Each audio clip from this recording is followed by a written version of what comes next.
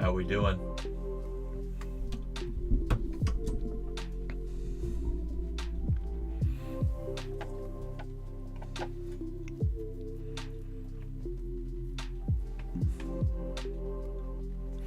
All right. So, good news. Today, we are working on drawing hands. The latest and not the latest and greatest tips. Not the latest, but I still think pretty great tips. See, drawing hands isn't really that difficult, but you still got to have at least a little bit of understanding to make it work. I'm gonna pull a couple books down.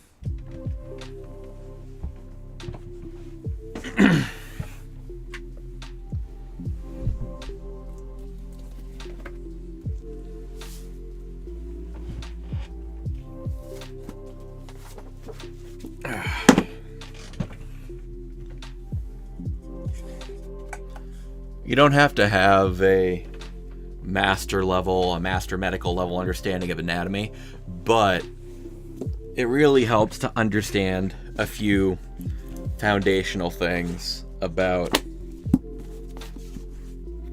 human anatomy.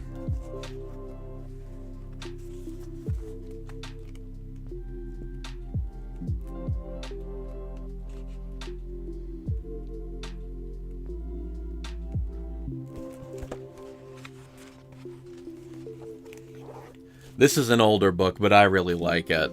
Got it from a friend when I was in college. It's The Atlas of Human Anatomy for the Artist by Stephen Rogers Peck.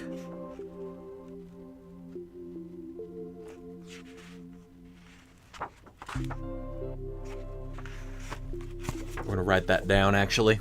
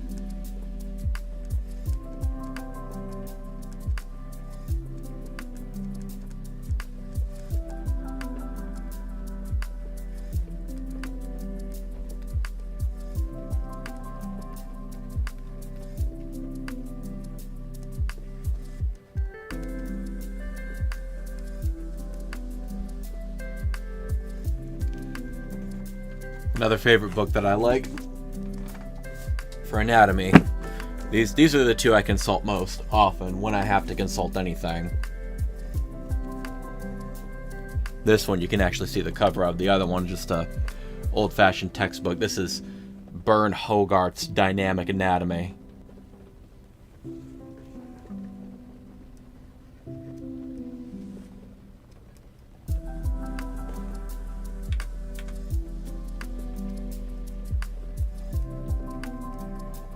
Whoops.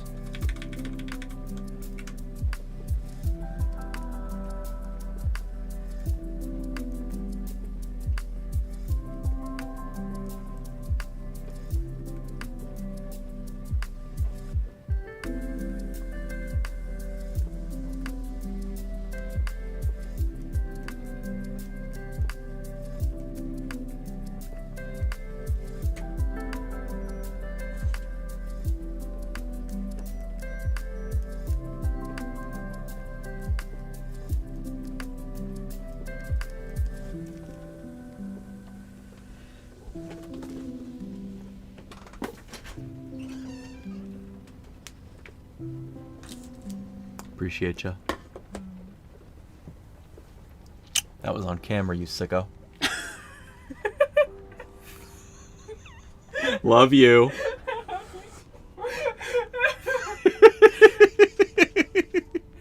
You're gonna make all your people jealous. Yeah.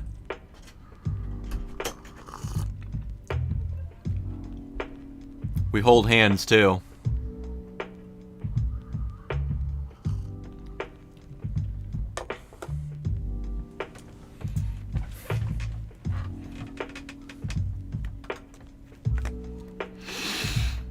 Okay.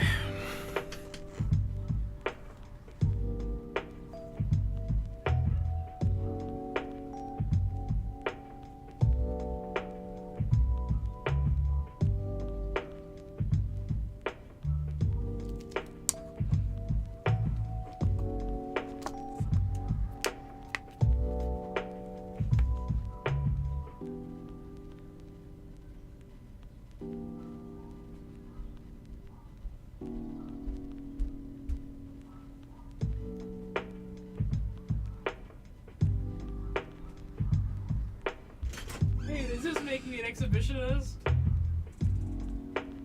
Don't say that on my show.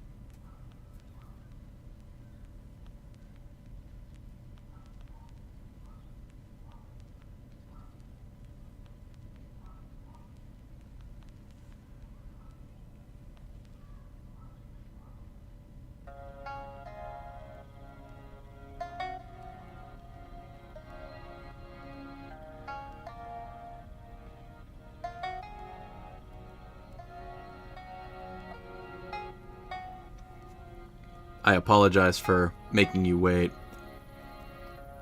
I want to make certain that we have some people here to actually see some of these hand techniques in action.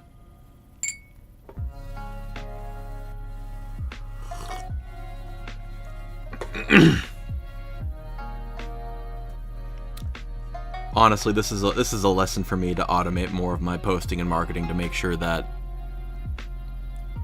you know, links get out and people get a chance to see, oh hey, this is a thing happening. And I appreciate your patience while I get this going.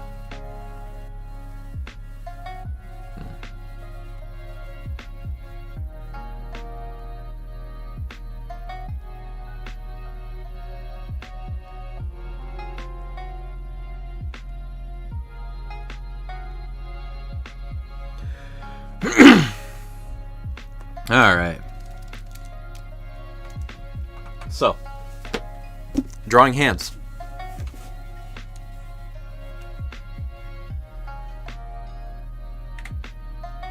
Everybody's scared of it for some reason, but you don't have to be.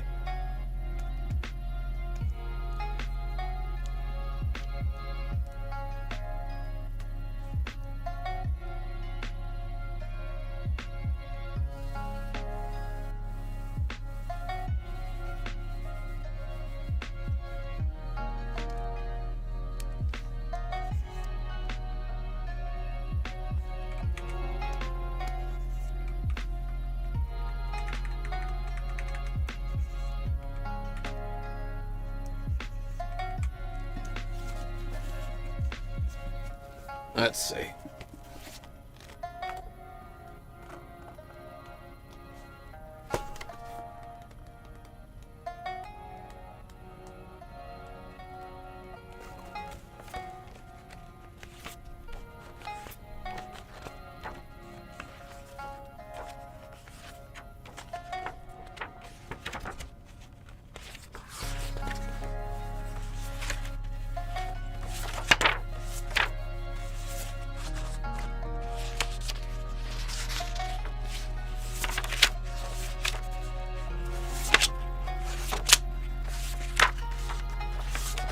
There we go.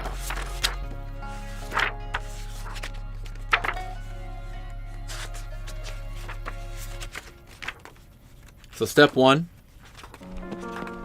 as soon as I find the relevant picture, we're gonna look at some bones.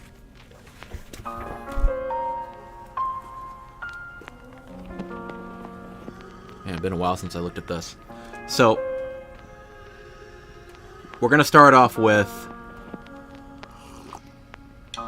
basic anatomical knowledge. We'll get to the tips and tricks in a little bit, but we're going to start with the basic anatomical knowledge just because it's helpful information.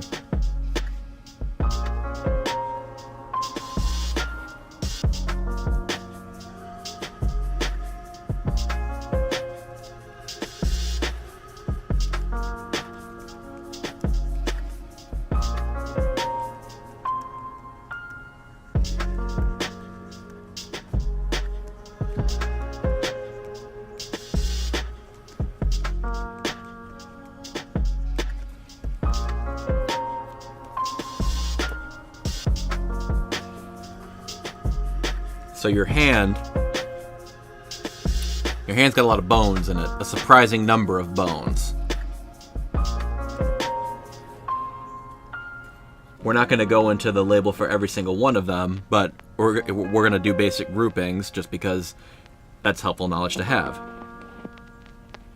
So at the base of your hand, like where your wrist connects to the hand, shortly after that, you got your carpal bones. The carpal bones is basically a fistful of pebbles. For our purposes, and you should research this yourself when you get a chance, but for our purposes, we'll think of it kind of like just a wedge right here.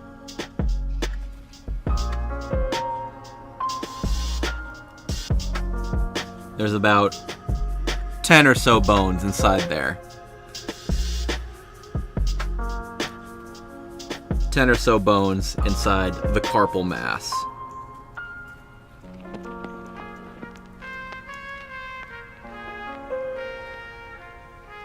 From the carpal mass,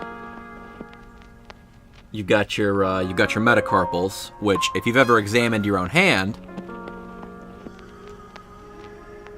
you've noticed that your fingers have bones that are inside the flat of your hand.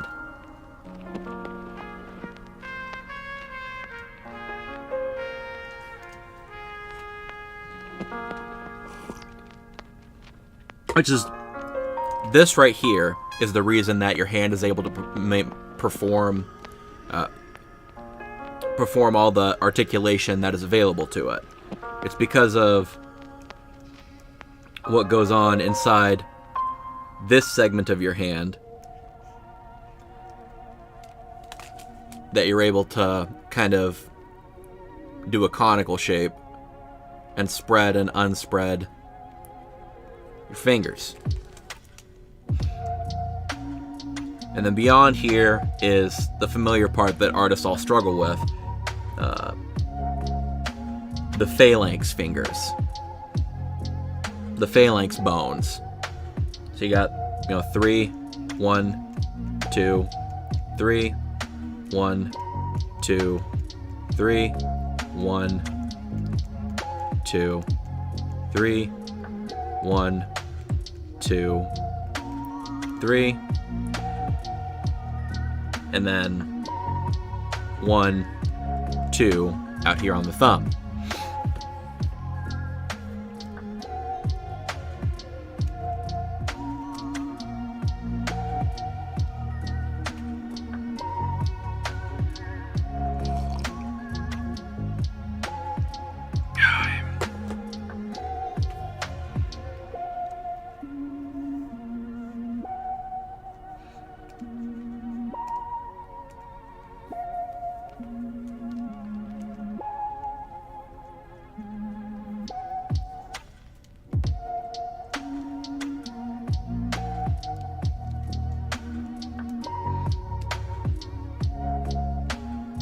And then one other little tidbit here.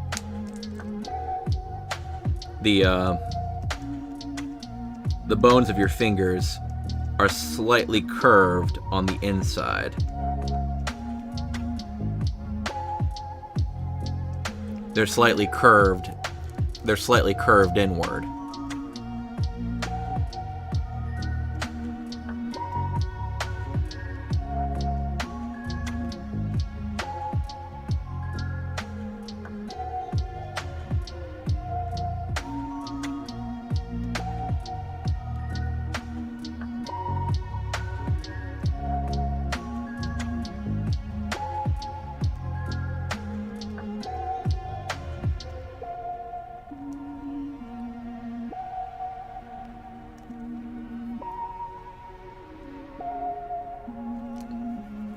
Makes it just a little bit easier to actually, grip things inside your hand when it's faced inward the way it is.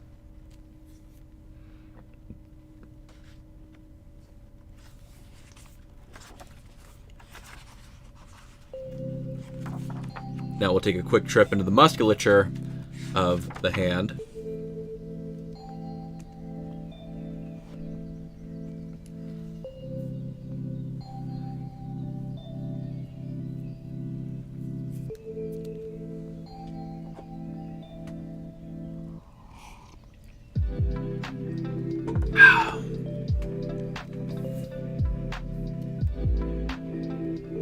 The outside of your hand is a little bit thinner when it comes to the meat of the musculature.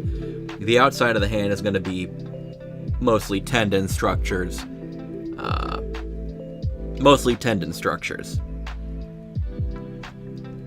But you're still going to see evidences of all the musculature that makes the hand up.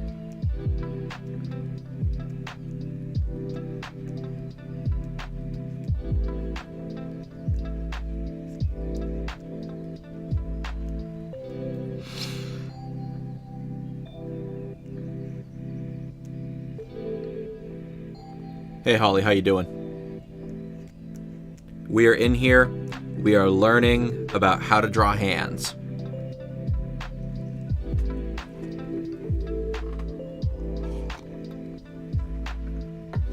Part 1 is the anatomy lesson, and then we get tips and tricks after.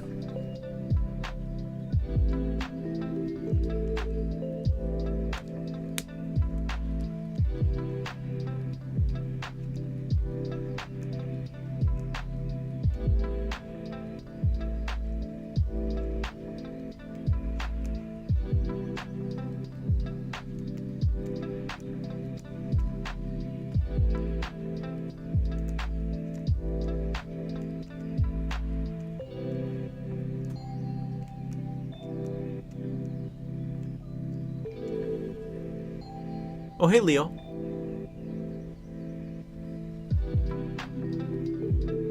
You can come supervise production down here if you want.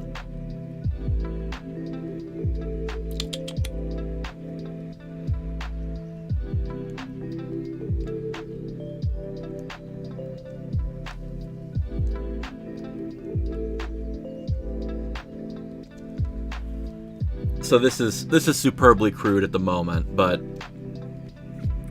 we're just trying to make basic sense of the masses of the hand. Now you'll notice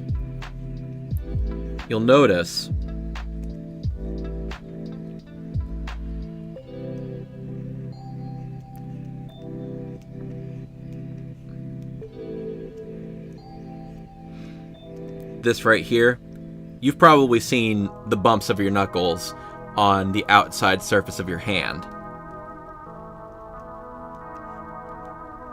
I'm going to show you something that is a little bit outside of people's understanding sometimes when they draw the fingers, when they draw the hand. But knowing this is helpful for folding the hand correctly.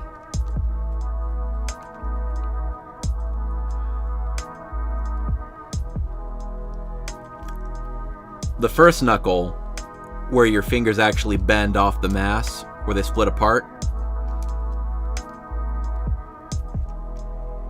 the meat of the hand goes to about here, but the bone of the knuckle is right about there.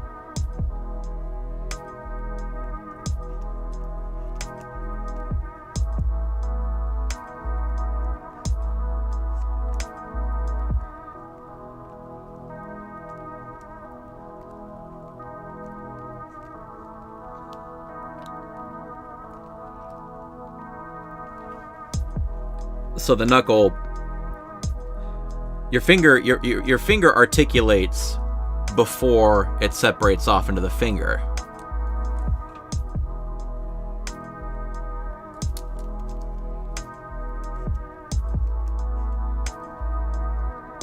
What we understand externally as the finger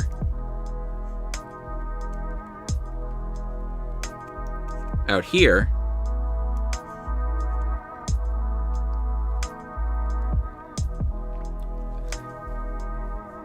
isn't the complete bone structure of the finger.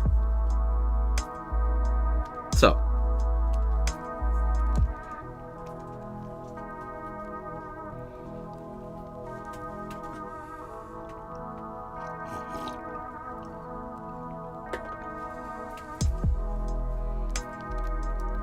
and then for the inside structure of the hand,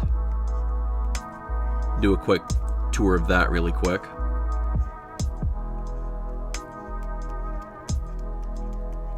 Like looking at it from the palm side.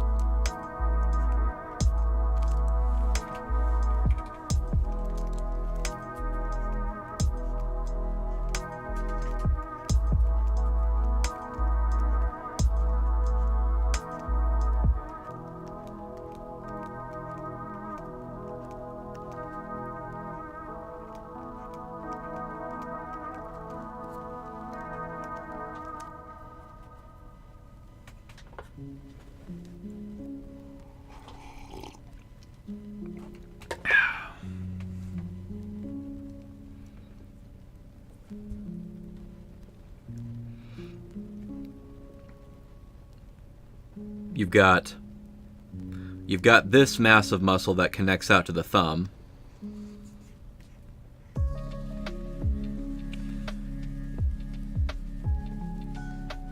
You've got a mass of muscle.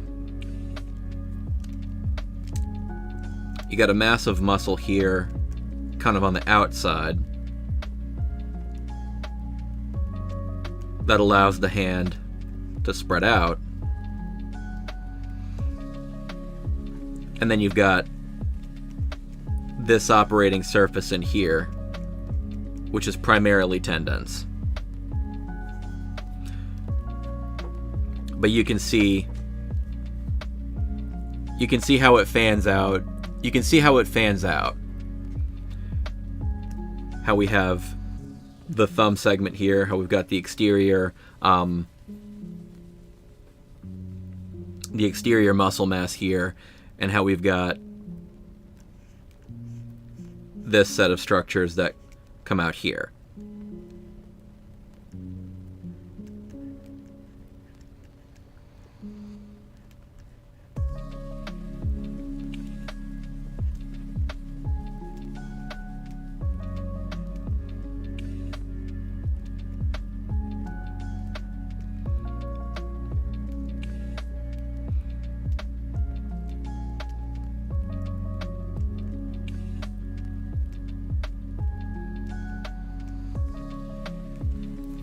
And I'll admit that I'm not drawing with a superb amount of precision as I'm working, but it's just kind of a reminder to don't be scared of the hand. There's no reason to be scared of the hand.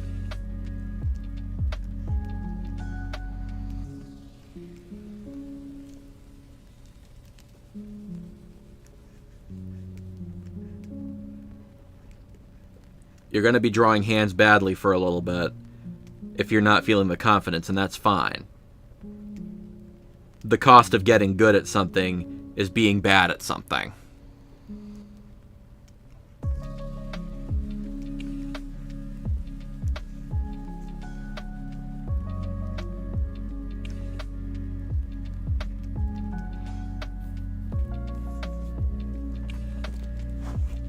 Hang on, I gotta pet this cat.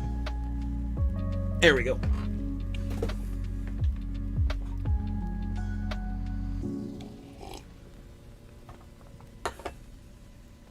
You want out, bud?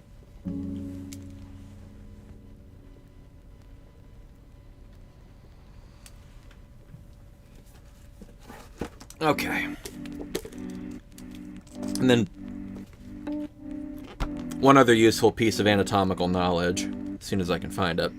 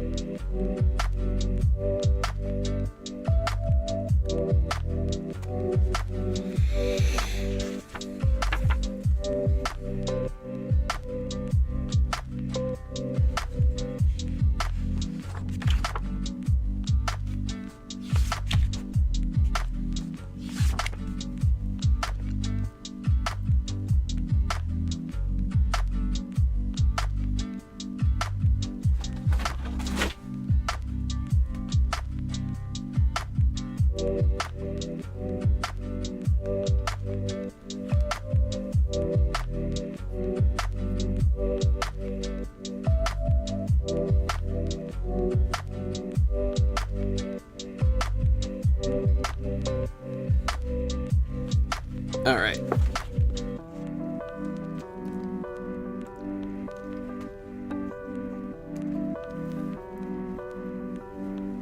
And then for convincing length, for making sure you feel like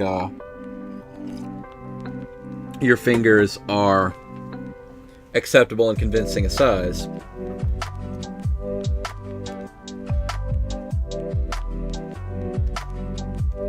the basis of the length of your hand is going to be from the wrist right here to the end of the middle finger, which in just about every case is from your chin to your hairline, like so. You want out, bud? Give me 2 seconds.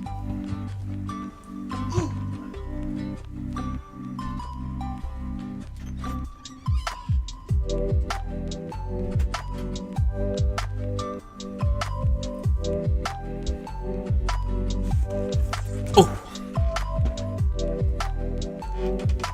So, carpals,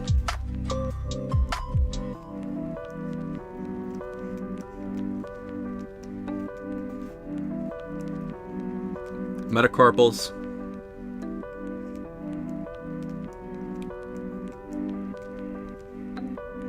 phalanx.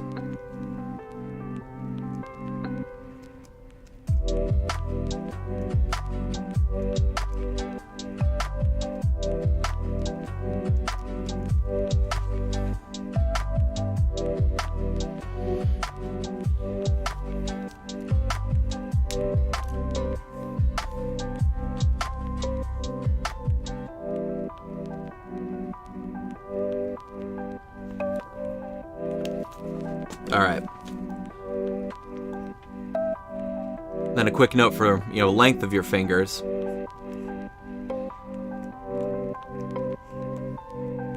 Each length of each finger bone is about 2/3 the size of the bone behind it.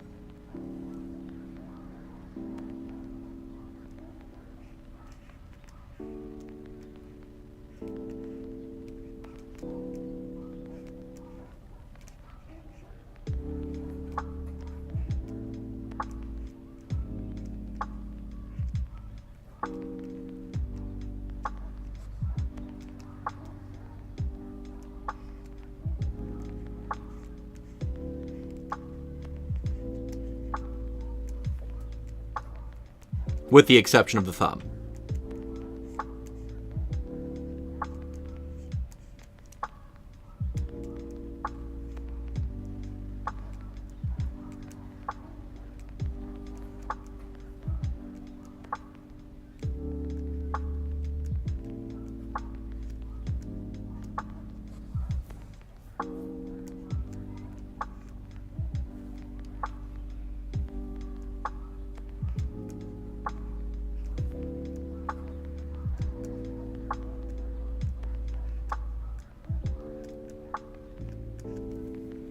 The thumb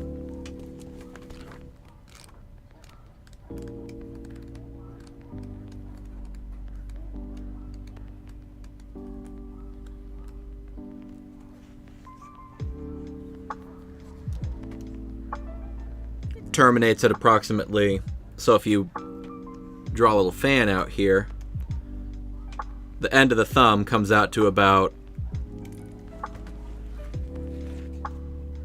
a similar length to this first knuckle right here. When you have it close up, it's about, the thumb ends just before the knuckle. You have it fanned out, about the same radius as the first knuckles on your hand.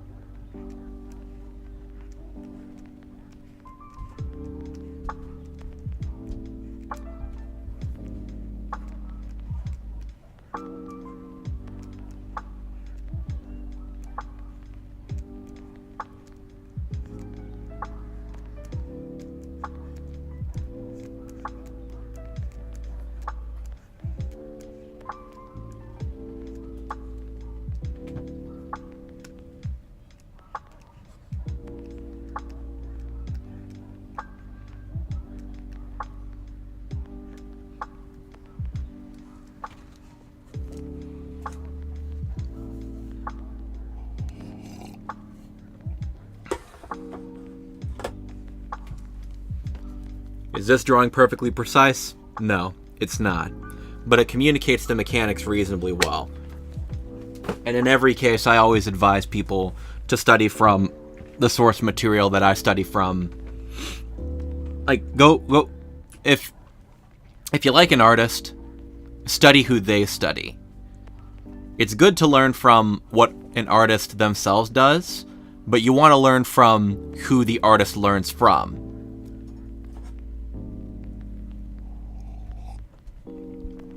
As a general rule, if you aim for a certain artist, if you aim for the level of finish and skill of a certain artist, you'll hit a ceiling somewhere before the level of the skill of that artist. But you may not get better than that artist unless you study who they studied from. The creation is not greater than its creator, so to speak.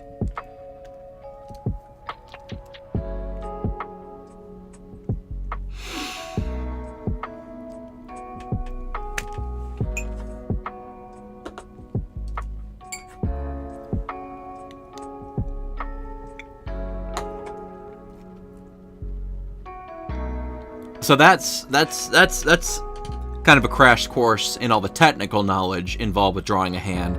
Now let's look at some of the tips and tricks that you can use to get out of the tips and tricks you can use to actually draw the hand for yourself, to actually, make the thing happen.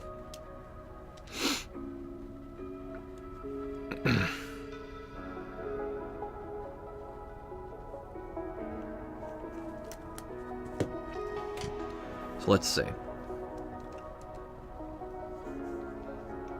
Now, one thing that'll make your life super, super easy. Take a photo.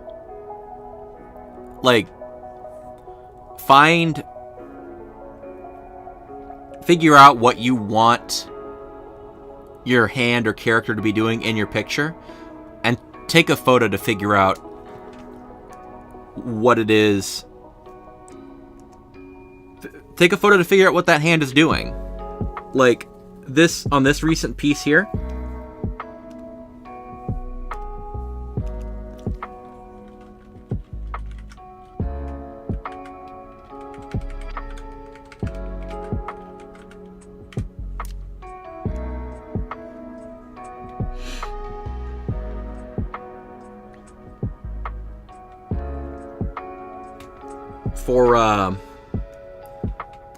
For this hand, I've got all kinds of pens and long stick-looking stuff at my desk, so it was pretty easy to just pick up 2 pencils like I would a pair of chopsticks, and she's using her right hand, I'm using my right hand.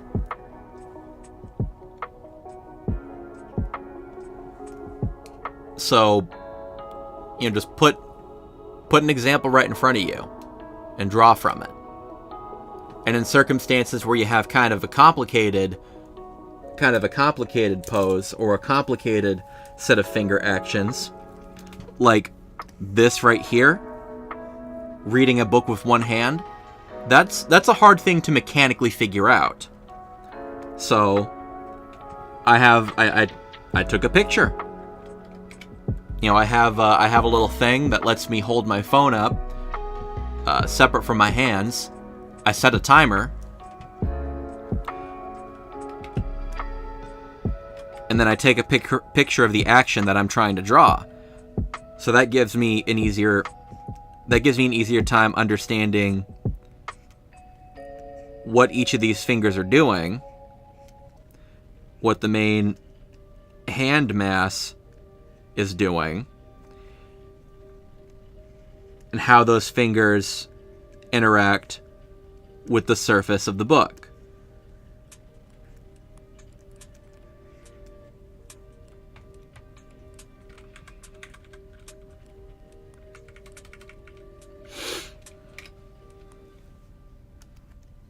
So if you're not certain how something is supposed to work, take a picture.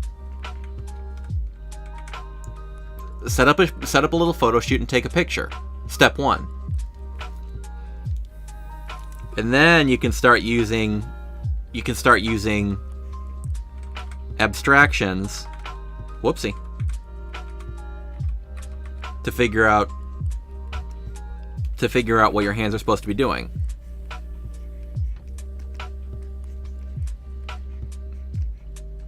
Remember that you can always draw something over. However the drawing looks on step 1, you don't have to commit to that. You can keep trying until you get it right. So in a lot of cases when I'm drawing a hand, this is an easy this is an easy form for me to use, is a non-uniform pentagon. Wrist,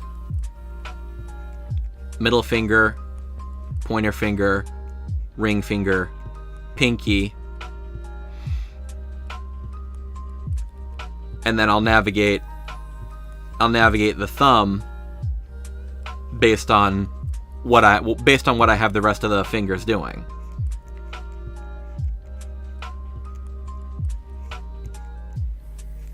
Never use more detail than what makes sense.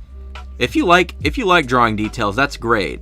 But when you're planning your drawing out, don't get lost in details. Don't do it. Don't freaking do it.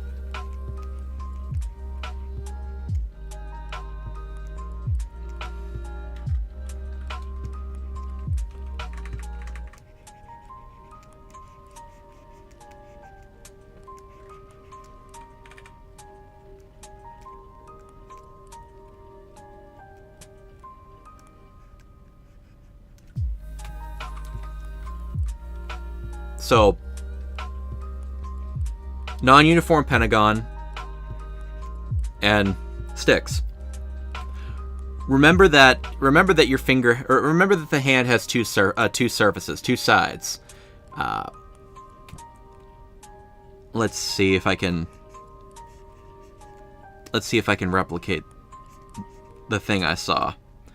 You know how sometimes artists from the East, Japanese artists, Korean artists, Chinese artists, they'll post their techniques. They'll post their shorthand techniques for how they accomplish certain things. If you see that in the wild, even if you can't understand the text, save it and try to learn from it.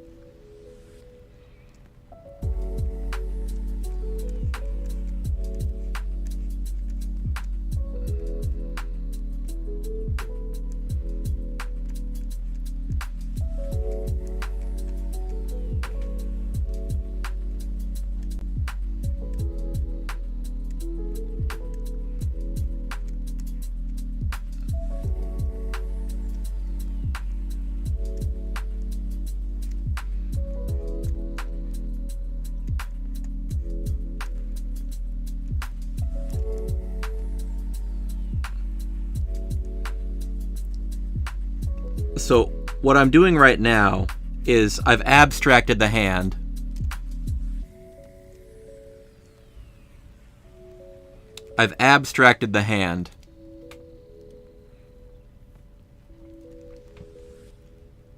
Into kind of a, basically a paper cutout.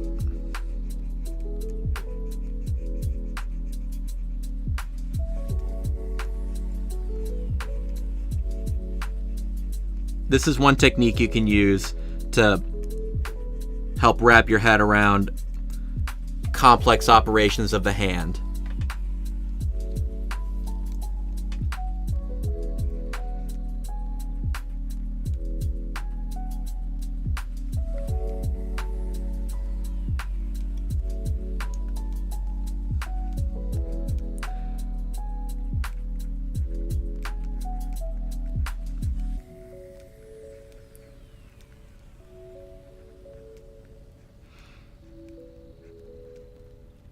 Like, I recognize that there's a certain extent to which I'm talking out of both sides of my mouth when I say to understand anatomical knowledge, but also don't get lost in the details. But understanding just enough of the anatomy helps you have that foundational anatomical understanding. But making sure you don't get lost in the details is how you actually put stuff on paper and modify it until it looks good. Draw it until it looks good.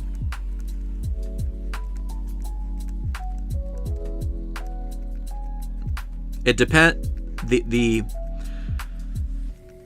complexity of the hands you have to draw is going to have an effect on Well, no. I set that phrase up a little bit funny. The ultimate goal of your art is going to have an effect on how complex your hands are going to have to be. If you're gonna have, real close-up operation of the hands in your pictures, well, you're gonna have to learn how to draw hands pretty well. Which you will be able to do if you just commit to a little bit of it. If you commit to being bad now so you can be good later.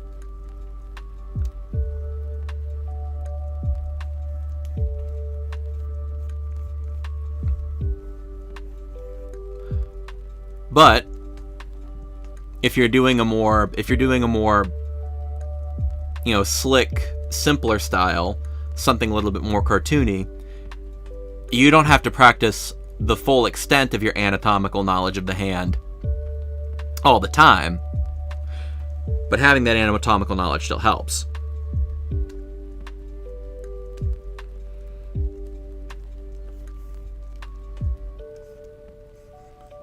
Now, when you're close up and you are having to get a little bit more complicated,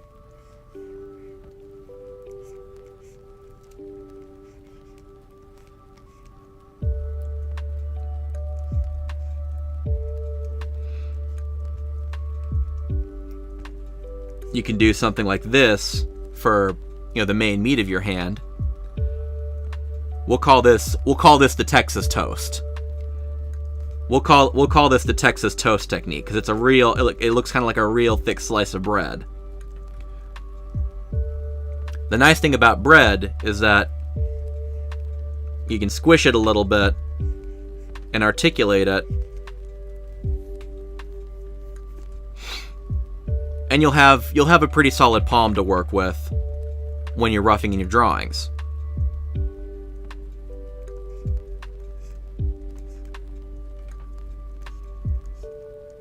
And you get an idea of, where the base of your fingers are supposed to be.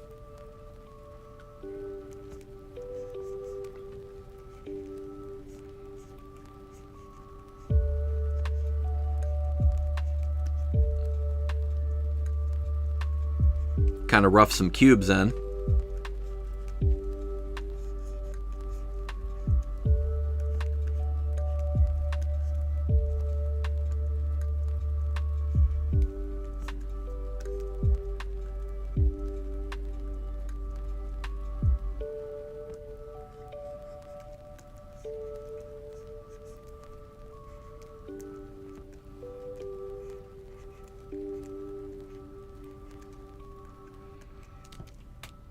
And when you're close up on the hand, you have no choice but to get a little bit complicated.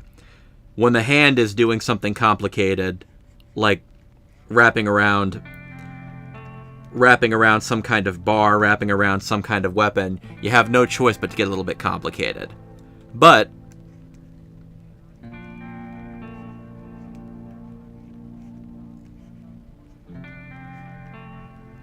you don't have to lose hope just because it doesn't look right the first time.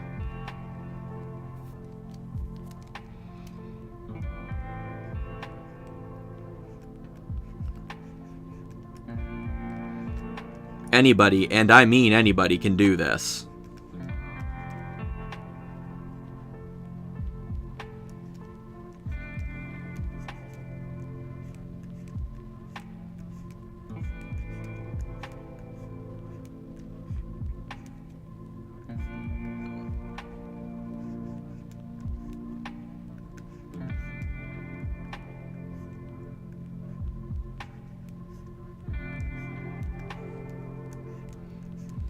Now, I'm doing what I can to make this look as simple as possible, but it still is going to take some work. You're not going to be guaranteed instant results just because you looked at some guy on YouTube.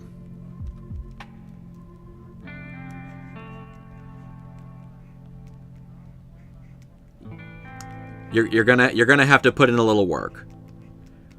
You're gonna have to draw bad hands. That way you'll be drawing good hands. At some point. Could be sooner, could be later. It just depends on how your journey works in the process of you learning how to draw a hand.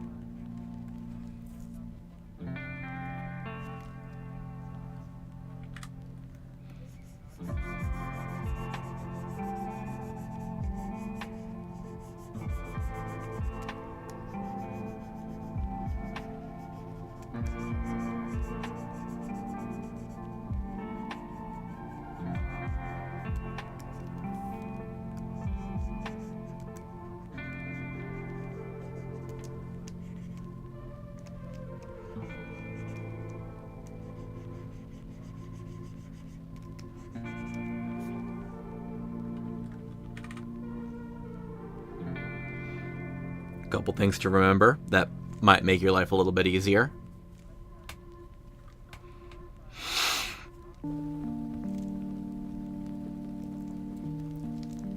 There's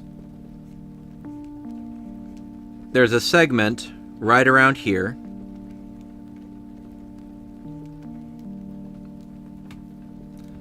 there's a little segment of mostly fat. Your hand's got pads on it. Your hand has pads. And there's kind of a ridge right here of a fat pad underneath the knuckles.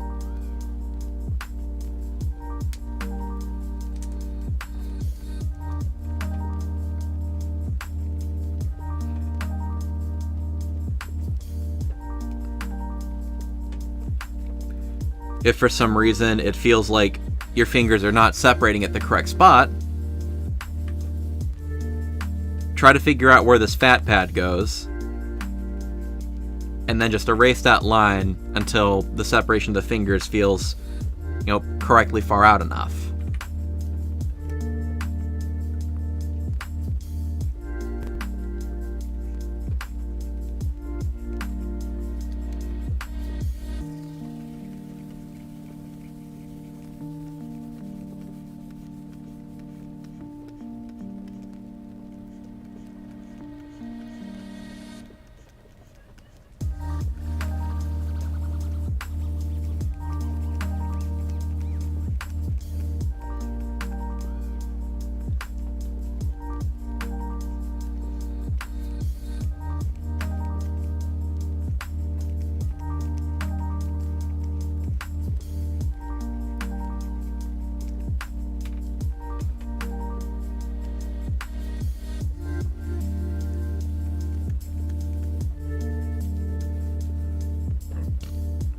Excuse me.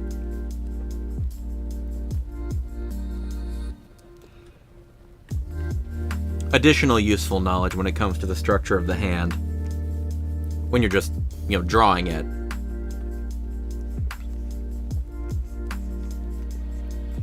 If you look at your hand, you're going to notice some lines, some folds and cut lines. Using those as landmarks can be helpful. It can be helpful to constructing good hands and making it feel more convincing.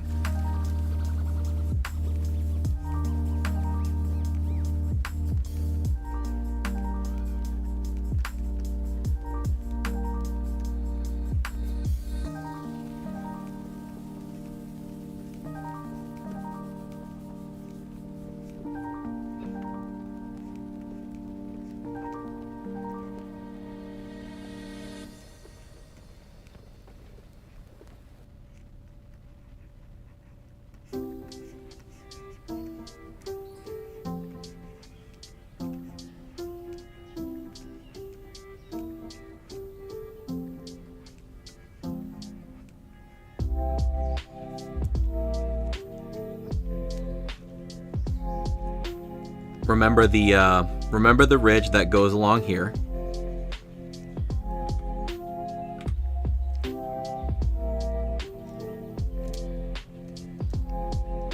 Remember the massive muscle that comes out to the thumb.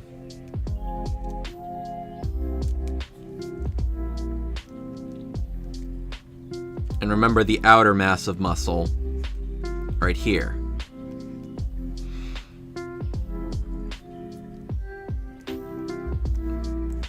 There's a lot of little pieces of knowledge that you end up remembering all at once instinctually when you studied something enough, but that's still going to be the product of making sure you practice and making sure that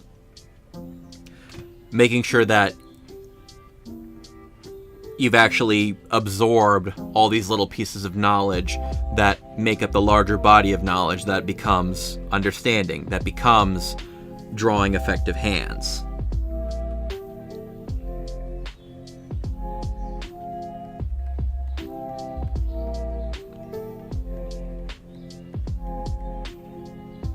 So you've got this exterior muscle mass, you've got the muscle mass that goes out to the thumb,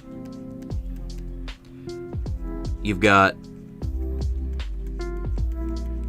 the upper pad, you've got these three pads that form a sort of cup shape, a soft cup shape in the center of your hand.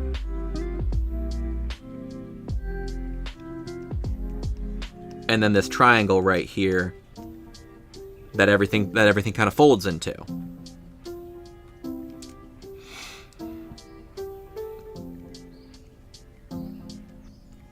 And of course, the creases on the fingers from the spots where those bend and articulate.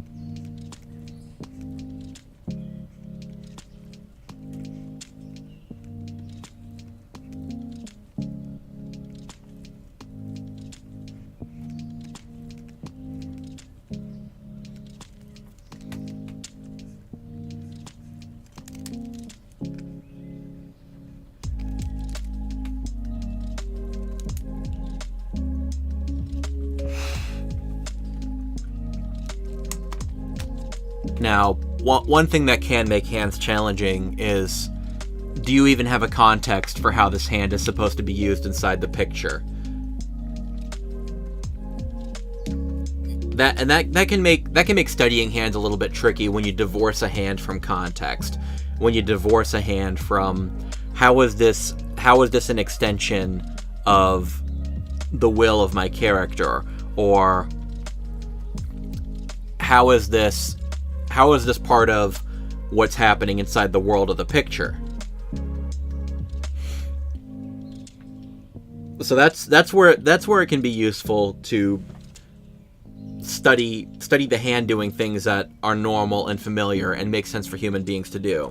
Study it doing things like holding a pen for drawing. Study it doing things like holding a glass, how it would look, how the hand will look if it was holding a glass for drinking, holding a glass for holding, how it would look holding a mug, because some people drink coffee, how the hand might look holding a bag and zipping or unzipping, because you'll grip a side of a bag and you'll pull the zipper using opposing force, and that's something that helps contextualize your hands. Those are things normal people do. That's how you get a better head for how your hand is supposed to behave in the world of your picture. Hands do things. Hands let someone interact with the world around them. Opening, closing in AirPods case, pulling one out, putting it in your ear, getting hold of a microphone to direct it and put it where it needs to go, getting a hold of a table, getting it just in the right position, resting it on keys. Hands do things. That's how you make it easier to understand how your hand needs to interact with the world inside your picture.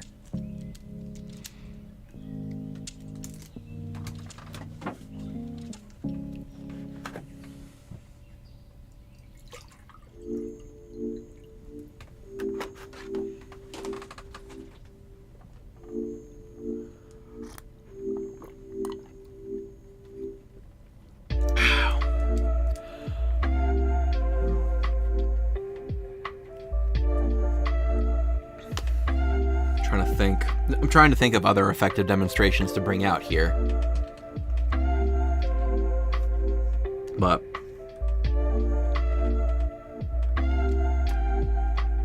hands do things.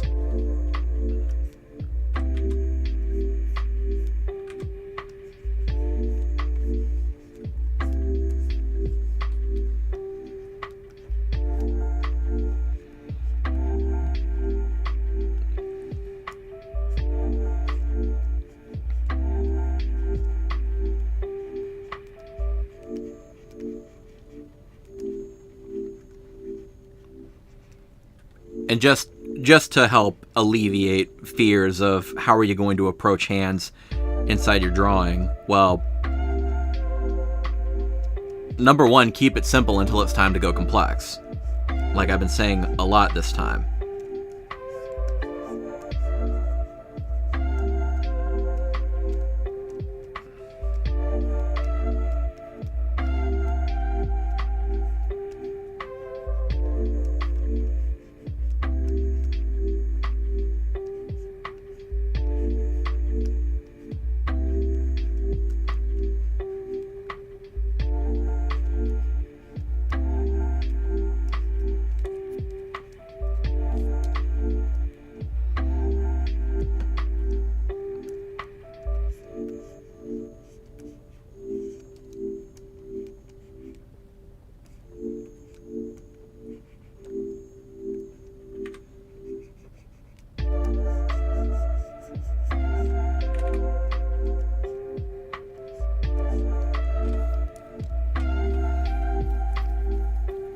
Now you see here without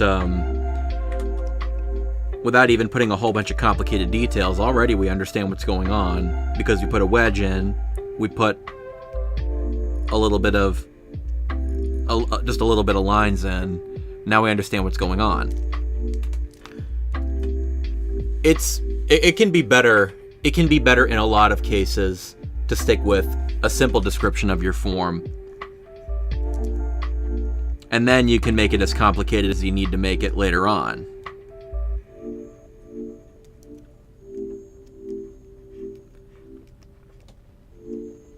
If you want to have fun with drawing a nice hand, by all means, always have fun with drawing a nice hand. But if it's not the focus of your drawing, and leaving it alone, leaving it a little lower quality isn't going to be a distraction, well, you can use less details. You're allowed to do that.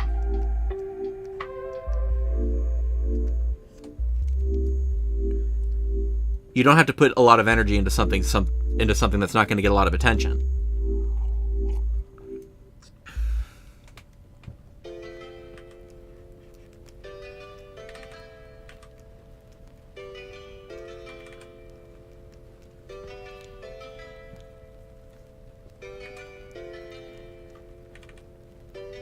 A useful skill for the artist is knowing how to direct the attention and how to spend energy on the right things. Energy and time on the right things. This is useful both from a personal perspective of you just living your life and making sure you spend your time right and have enough time and space to make the drawings you want. And it's also useful from a professional production standpoint of meeting deadlines, finishing projects, or meeting deadlines and finishing projects for yourself.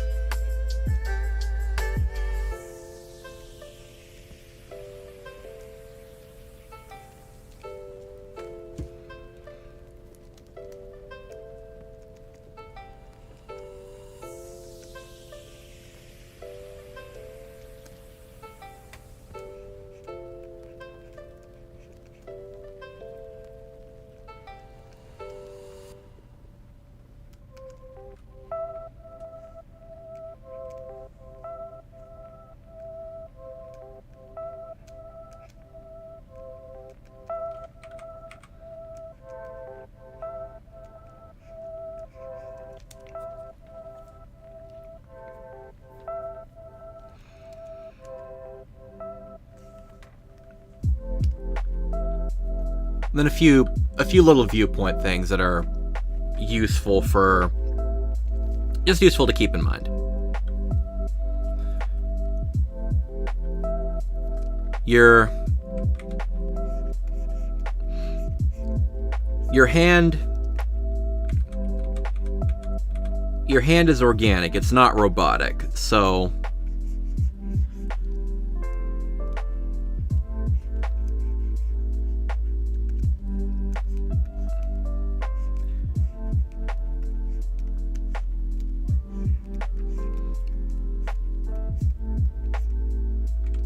things that just help you have a little bit more of a convincing,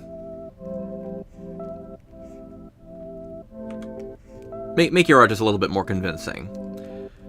Your body's not made up of perfect squares, although you can use perfect squares if you think that's going to make your picture pop inside the style you're building.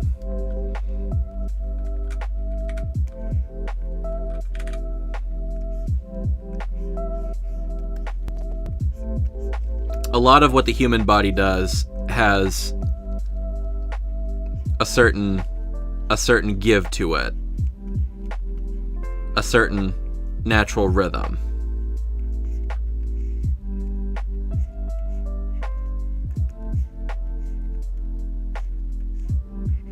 So simple shapes are good. Simple shapes are perfectly fine. Simple shapes make lots of people really happy when you draw them really well. But think about things that are organic versus geometric.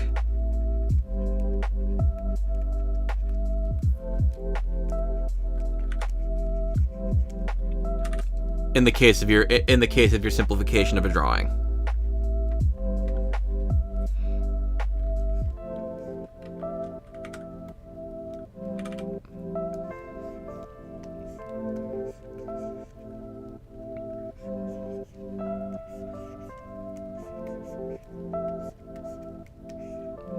Like converting this hand into a fist, for example.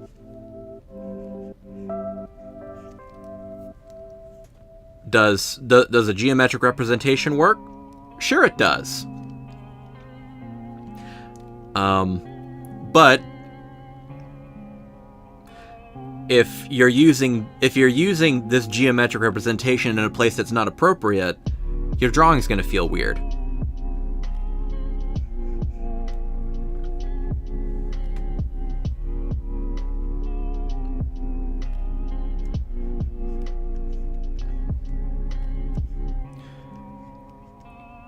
Your hand has certain biological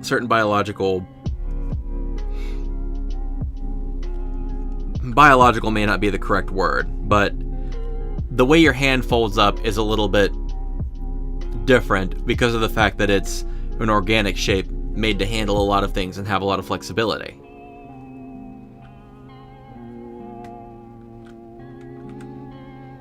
Notice, for example, between these two, the pointer finger does kind of fold straight into the body, but the pinky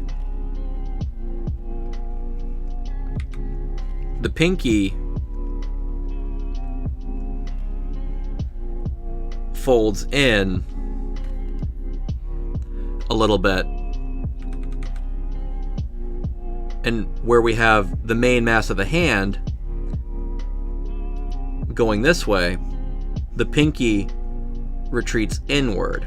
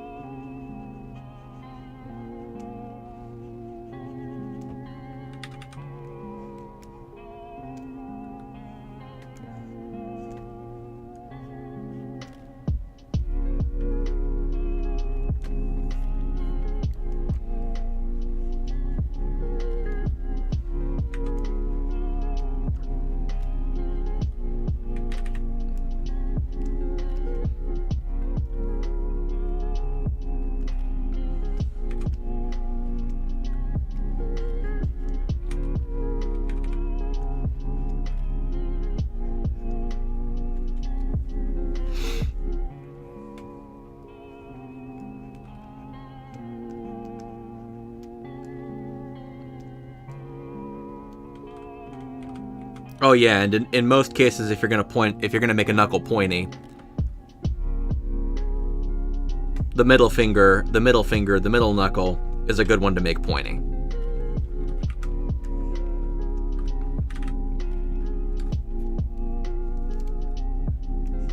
Additionally, if you want to use geometric simplification, and one of these days I should really organize this into a more structured lecture instead of wandering all over the place from topic to topic. That would make some people happy, I think.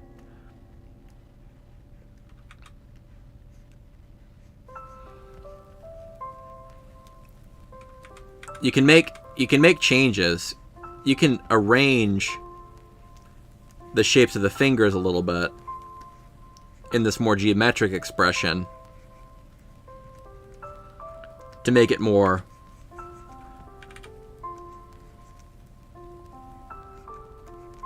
interesting, make it a little bit more friendly to drawing if you want to use a more geometric expression. Now we've got a little visual texture.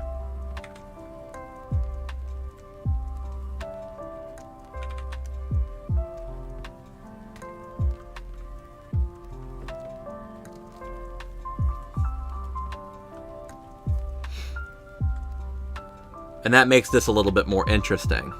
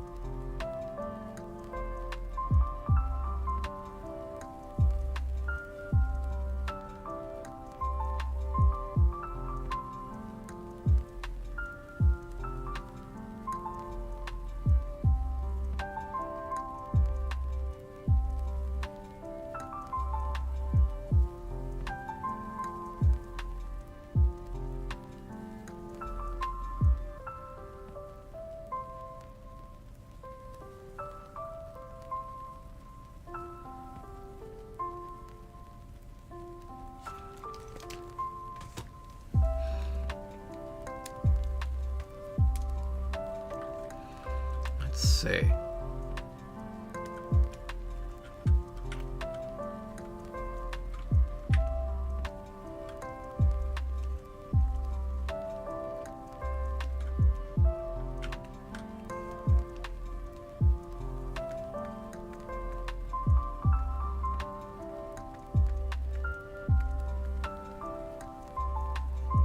Terribly scary, I know.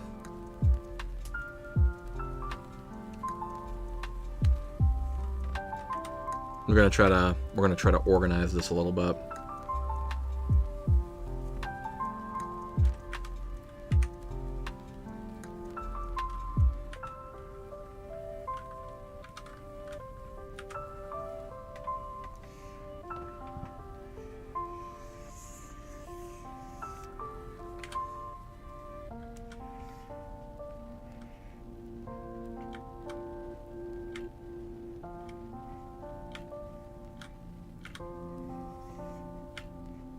There we go.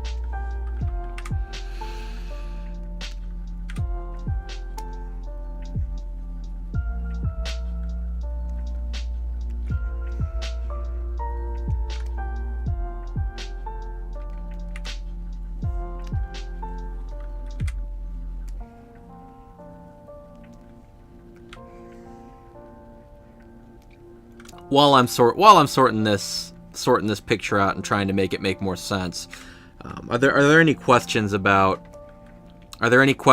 drawing hands? Are there any specific curiosities? Any specific practical applications you might like to have explored and explained? We got half an hour left of show left. So, we're here to help.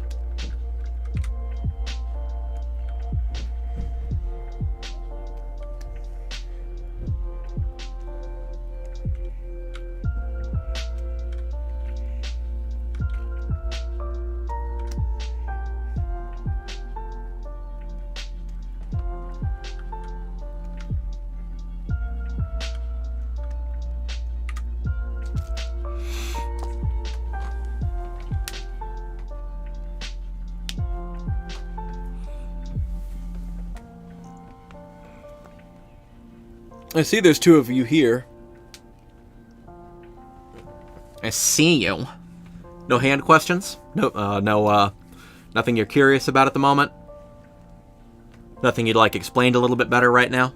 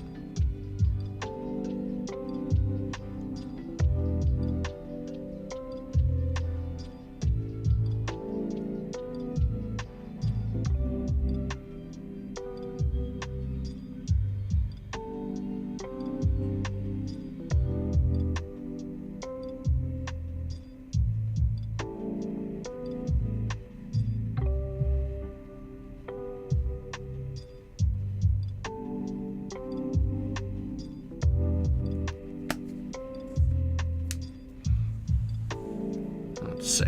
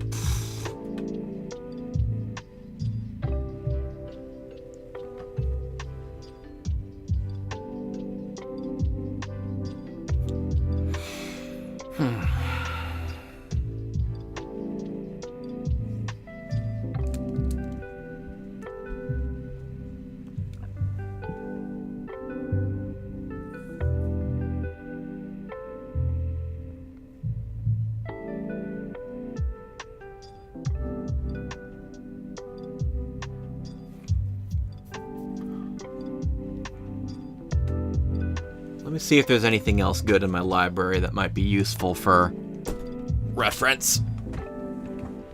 Because I've got three main volumes that I've studied from. 3 or 4.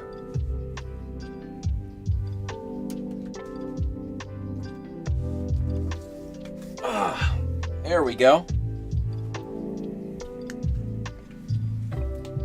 This was another. This is another one I got a lot of mileage out of. It was recommended as part of our study material in college. Imagine Effects is how to draw and paint anatomy. Imagine Effects is great. Imagine Effects is great.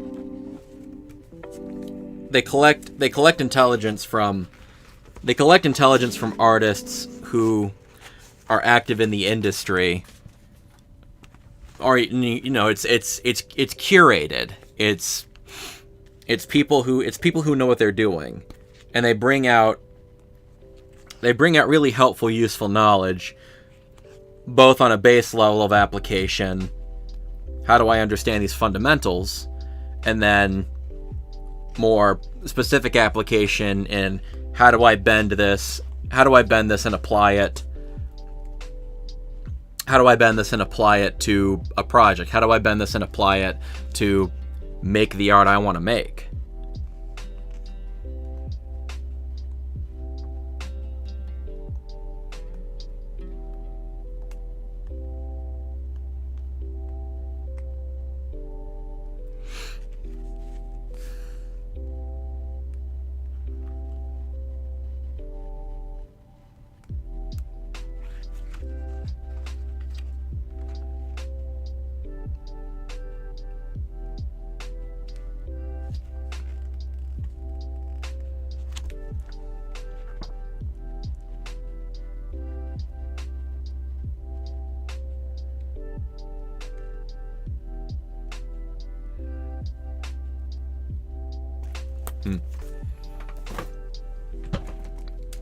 That provided an excellent reminder. And I went on a long tangent about this a few minutes ago. Y'all remember that? But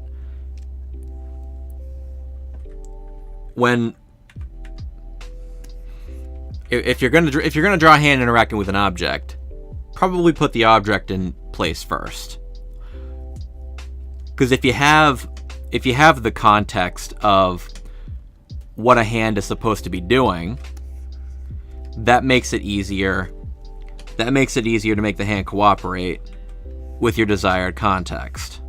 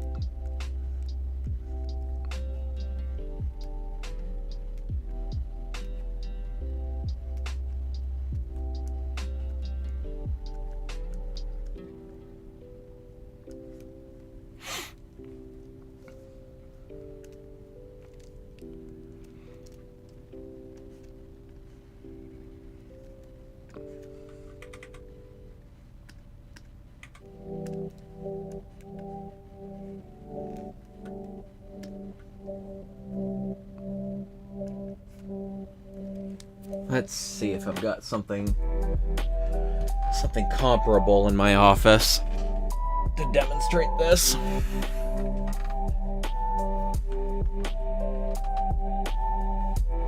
There we go.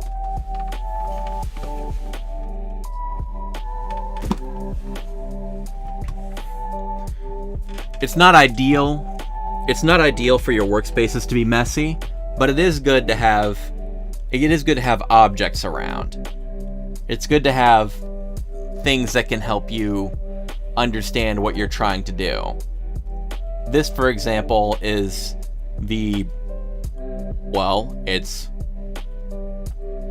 it's a dumbbell handle. It's for weights. You grip this you put weights on this bad boy and grip it, and you lift it. But today, it's useful because it helps me understand how to wrap hands around a weapon handle.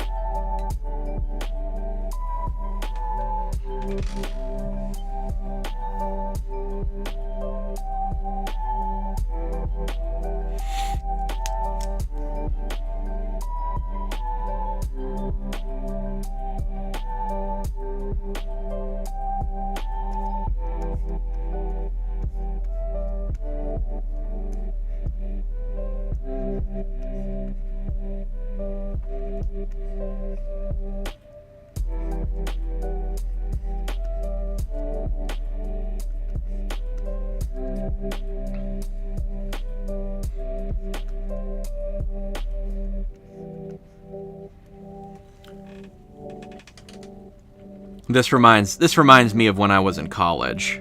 I was drawing a picture of, I think it was Gum from Jet Set Radio for a collab, and one of the graduates of the program was retained as a tutor.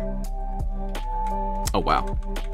One of the graduates of my art program was retained as a tutor at the time, and he did push me to make more sense of how the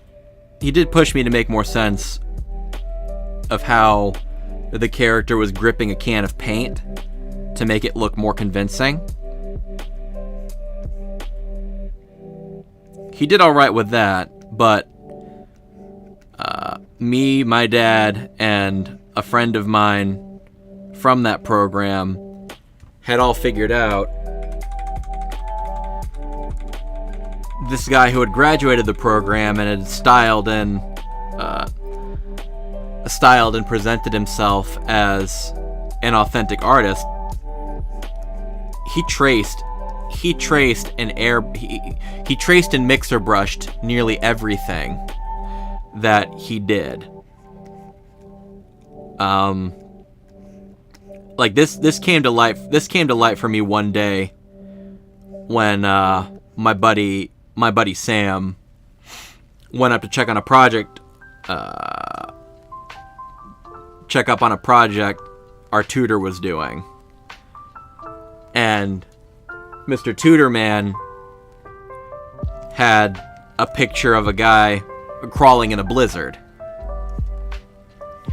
And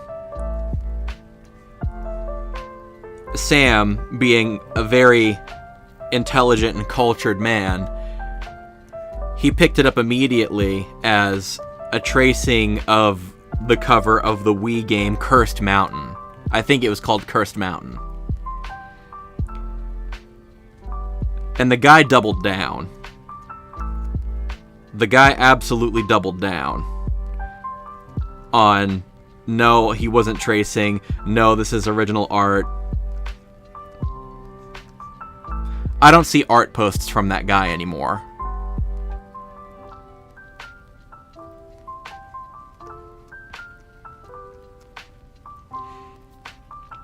Incidentally, I don't see much from my buddy Sam anymore either, and that makes me sad.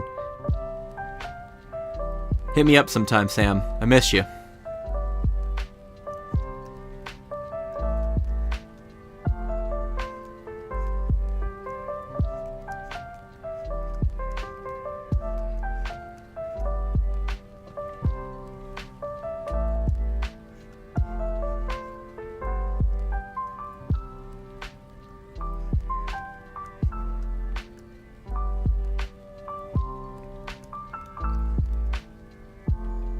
I regret to inform you that I'm struggling a little bit to draw this hand wrapped around this handle. But I also have no intentions of giving up. I'm going to draw this badly. I'm going to draw this in a way that is not satisfying to me, and I'm going to learn from the experience.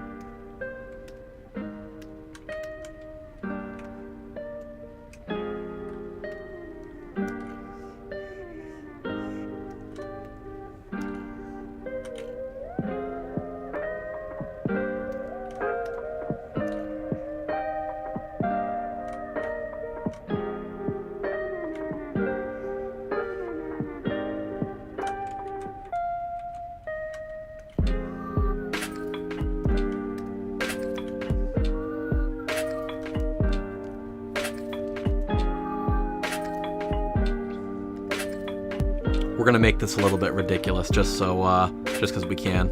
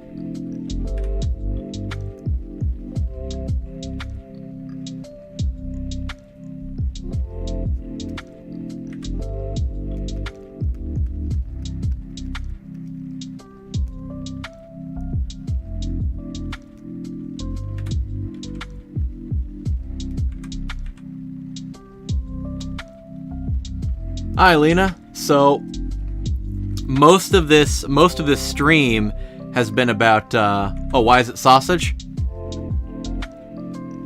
Because it can be. Most of this stream has been about how to draw hands, anatomical knowledge, useful information, how to make hands look the way you want it to look. Just now, a minute ago, I was demonstrating how to draw hands gripping a sword handle.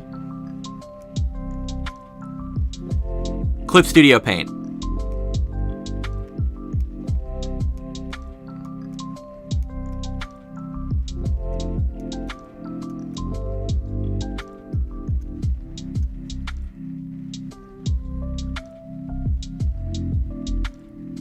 Oh. No, I'm just helping people draw hands. That's what I'm doing today. I like to help people.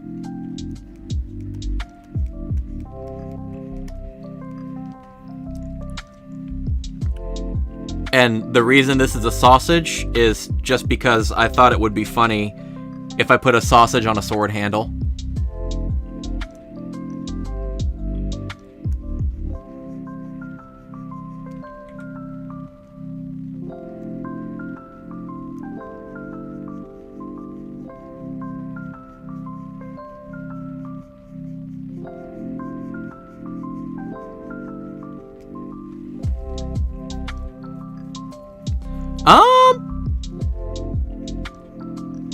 Well, I certainly appreciate that. The reason I don't try is because, selfish as it is,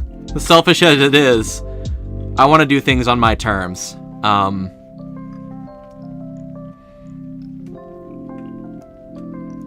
want to draw on my terms. I want to draw the things I care about. I don't want my art to contribute to things I don't believe in.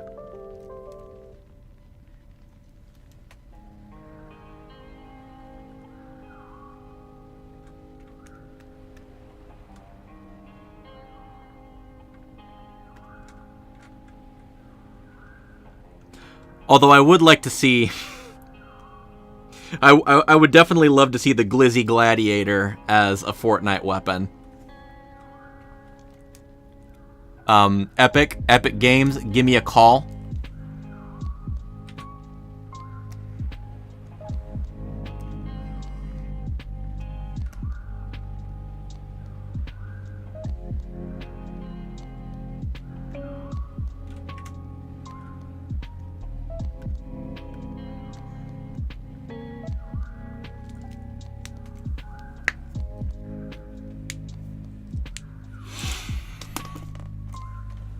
Oh.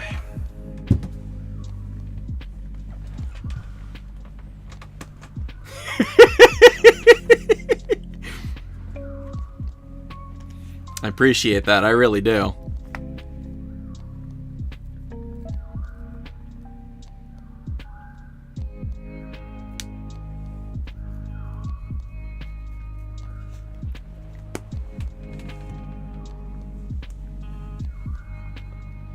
What am I doing for drawing?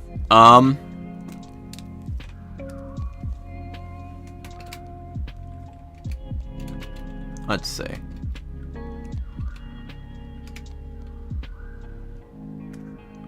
Stuff like this.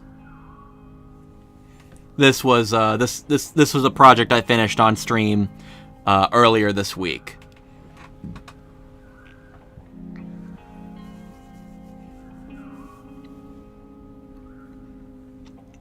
So we got stuff like this. If you give me a second.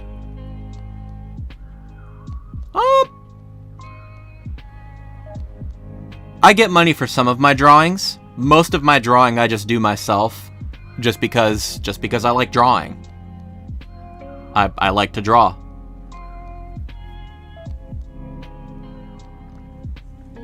And if you're not willing to draw just because you love it, it's not really a great idea to think about adding money into the equation. If you give me a second.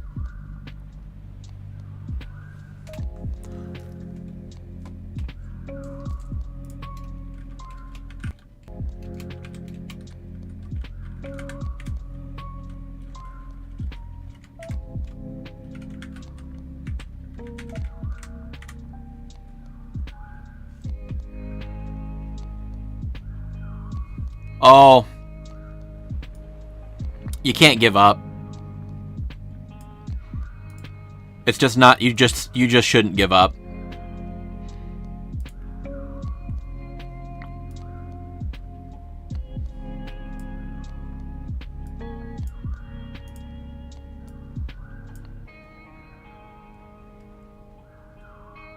Nah, it can't draw everything. It doesn't have soul. It doesn't have imagination. It doesn't know how to connect with human beings.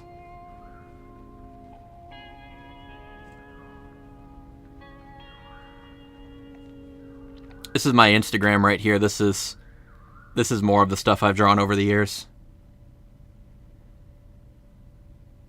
Drawn and made.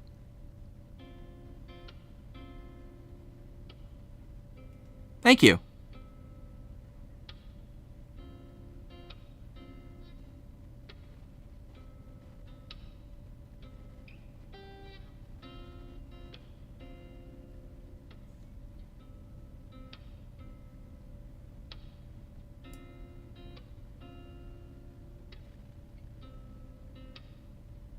That's a little safer.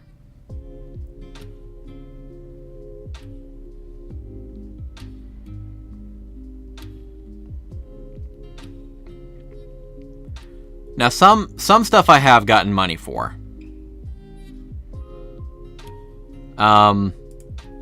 This was a commission. This was a commission.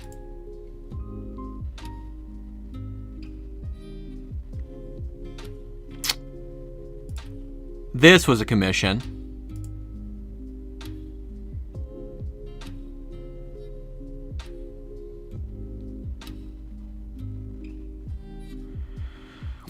Let's see. Do I have... Where'd it go?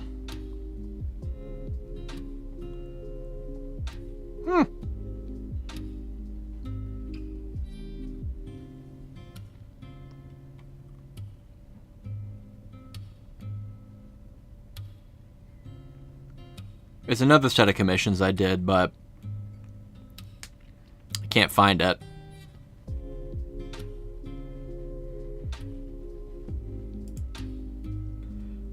This I'm just showing off because I can. This is a picture of my booth at the last convention I went to. That was pretty dope.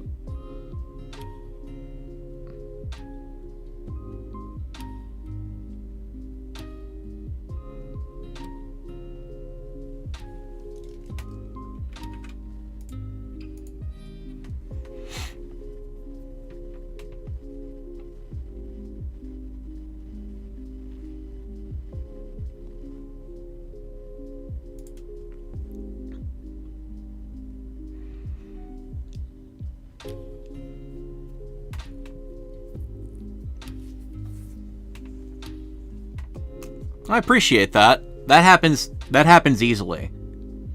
Art style just kind of happens naturally. As you go about the process of drawing the things that you like. As you go about the process of getting good at drawing and making sure that you see plenty of what you actually like to draw in your work.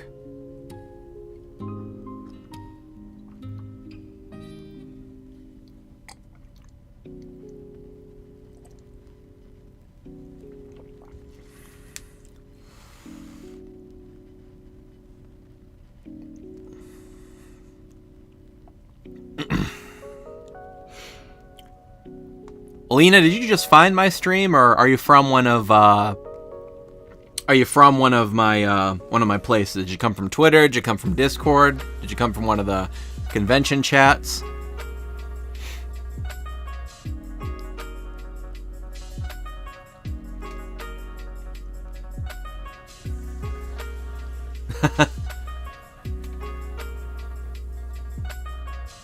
Oh, well. Thanks for stopping in. That really makes my day. That really makes my day that this looks cool and it looked cool enough for you to just stop in off of looking at YouTube.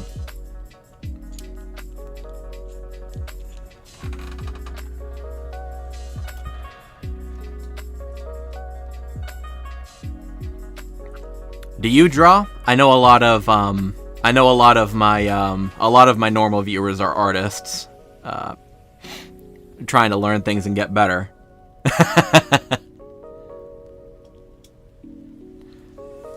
Oh yeah, sausage sword is a real hoot.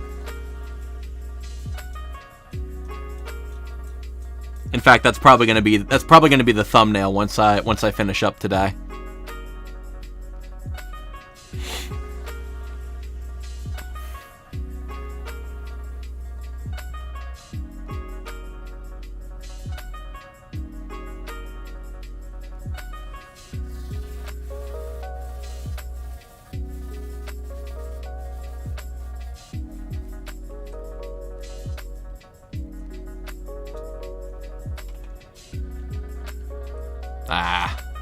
I'm sorry about that. I think the big thing you should really be thinking about, though, like, it can be a bummer to see people who are better than you. If you feel like you're not, if you feel like, you know, you're stuck or you're stagnant or something, but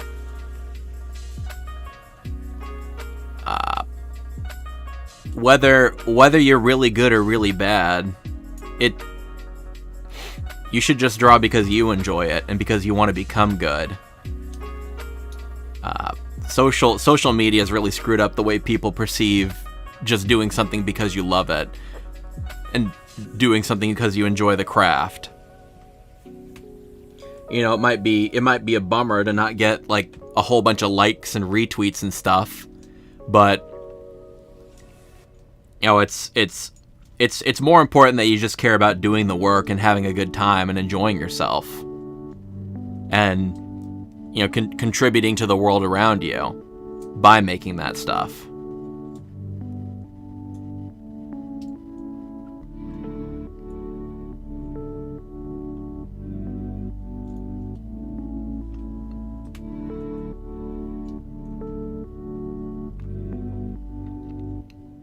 But like, also, if you don't really like the act of drawing that much, that's fine too. Not everybody has to draw, but it's good to be creative and good to just be in that because you want to be in that.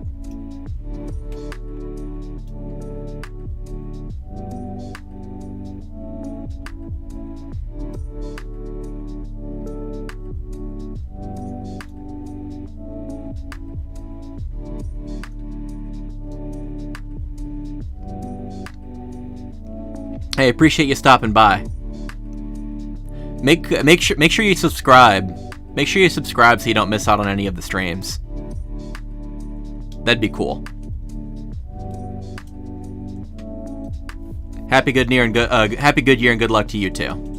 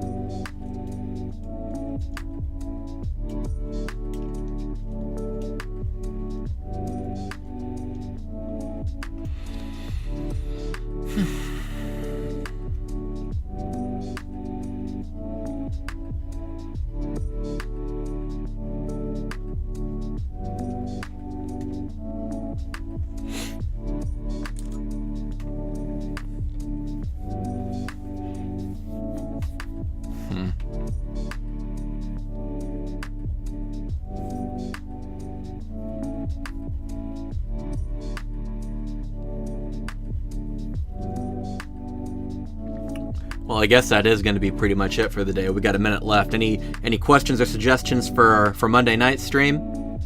I'll figure something out. I'll figure something out, even if nobody's got any ideas or anything they want to see. We'll try to make it worthwhile. We always do.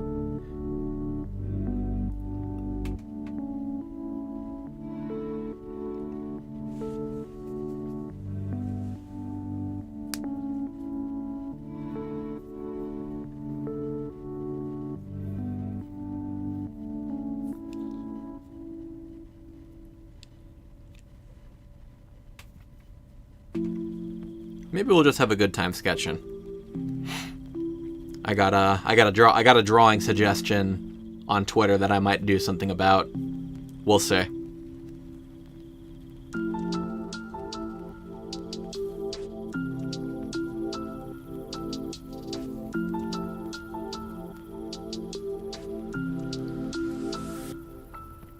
But in the meantime, that's it for the show. Really appreciate you stopping by. Really appreciate you coming in and learning how to do hands and just having a nice little time with me.